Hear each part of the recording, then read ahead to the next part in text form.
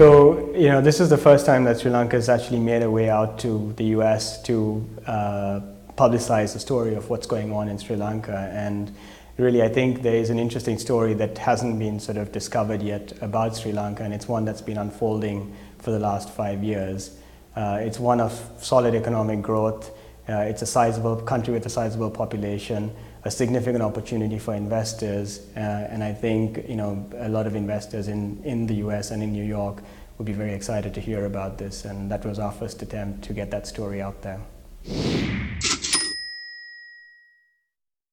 So that's a very interesting one, because obviously one of the things to look at in a place like Sri Lanka, where there is a growing economy, is the banking sector or the financial services space more broadly. The fact that TPG, as a major global investor, has come in to Sri Lanka and made an acquisition of this size says a number of things. One is that it is actually a market where big investments by global investors can be done. It also signals that the role of the regulator and the government in helping major investors who are serious about investing in Sri Lanka is available. Their support is available. And certainly, the future about the economic opportunity as TPG works through their investment is very positive, because they've done this in many other places, and really the environment for many more similar investments in Sri Lanka is also there.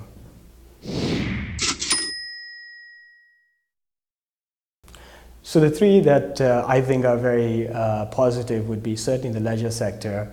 This is one that has been there for a long time, but really is coming into its own today. So from 500,000 travelers to 1.5 million today, to 2.5 targeted in the next 2 years, all kinds of opportunities coming out of that, not just in building hotels, but everything that follows from there.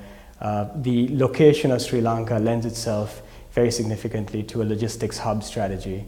In the same way that a Dubai or a Singapore has been able to do this, I think Sri Lanka is significantly well positioned to emulate a similar strategy, and they're already doing that.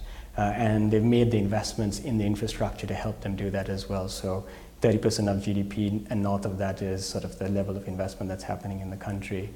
And then the third one is an interesting story around the Sri Lankan consumer.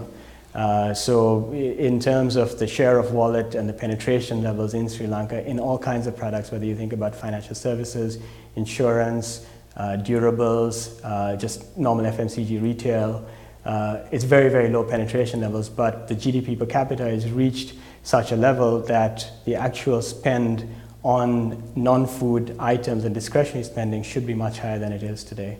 And so I think that gives a very, very interesting opportunity for, again, a sizable population, 20 million people, similar to a Malaysia or an Australia, for that matter, to actually have a consumer retail story as well.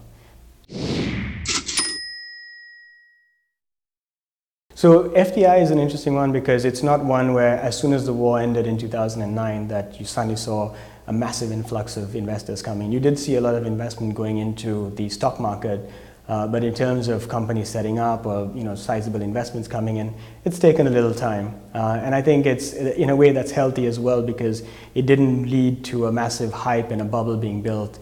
And I think most of the growth that has happened has been very steady. We've had 7-8% growth every year. And the FDI this year is targeted to be $2 billion, and I think we're pretty much on our way to getting to that. Right at the end of the conflict, it was about $300 million. So, slow and steady growth, and having it for a longer period rather than just a short episode, I think is the path that Sri Lanka is trying to take.